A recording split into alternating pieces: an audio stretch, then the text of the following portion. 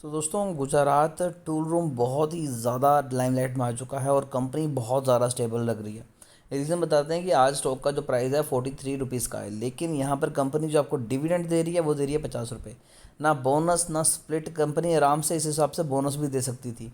तब भी कंपनी की एक लाइमलाइट आई थी कि हाँ कंपनी स्टेबल है, बट यहाँ पर जो कंपनी ने किया वो तो अलग ही लेवल पे किया। 43 रुपीज़ के स्टॉक के ऊपर कंपनी आपको 50 रुपीज़ का डिविडेंड दे रही है, जो कि कहीं ना कहीं ये बता रहा है कि कंपनी कितनी ज़्यादा फंडामेंटली स्ट्रॉन्ग है और कंपनी के जो पाँव हैं, रूट्स हैं, वो कितनी ज़्यादा मार्केट में धसी हुई हैं।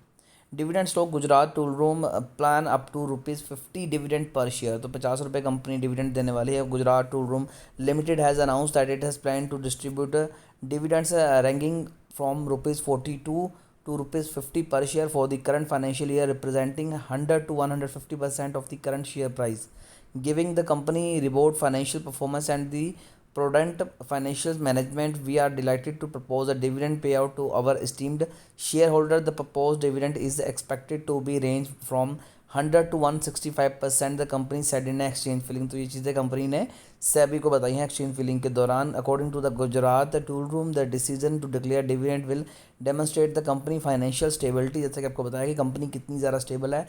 The company also said that it is board of director will meet on April 8 to deliberate the dividend amount. We are pleased to inform that a meeting held on the board of director of Gujarat Telerom Limited is scheduled to be convenced on 8 April 2024 to deliberate upon various matters.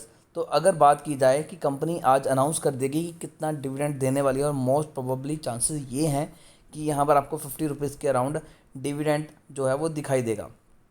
अगर यहाँ पर बात की जाए तो company की जो quarter on quarter sales थी वो 18,623% इंक्रीज़ हुई थी, और क्वार्टर ऑन क्वार्टर बेसिस पे अगर प्रॉफिट की बात की जाए तो वो 2,140% इंक्रीज़ हुआ था। लेकिन जो चीज़ तंग कर रही है वो है 0.37% की होल्डिंग प्रमोटर की और 0.28% की होल्डिंग यहाँ पर डीआई की। अगर मैं इन्वेस्टर्स पे जाऊँ तो आप देख सकते हैं कि प्रमोटर होल्डिंग पहले 2021 में फिर भी 11-12% की थी, लेकिन अभी बिल्कुल ही कम हो चुकी है, और उसके बावजूद कंपनी इतना अच्छा डिविडेंड दे रही है, जबकि 99.35% की होल्डिंग जो है वो पब्लिक के पास है।